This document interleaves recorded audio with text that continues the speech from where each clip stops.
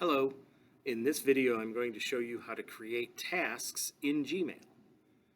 First, if you see the taskbar on the side of your screen, and it may be on the other side of your screen, great.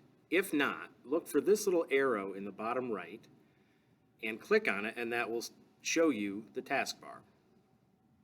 Next, if you don't see the little blue check mark, it should be there by default, but if not, you can add more add-ons to the taskbar by clicking on plus.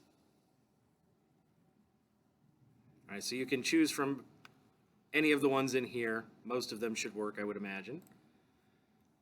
If you click on tasks, right, it's a lot like Google Keep, only you can add subtasks and things like that, so it allows you to be better organized.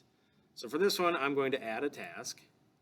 I'm going to call it Create Level 1 Tutorials. Details. Create Level 1 Tutorials and upload to YouTube. And I have a due date for this. I need to have these up, or would like to have them up by February 4, so I can set that for the 4th, and that gives me a nice little due date.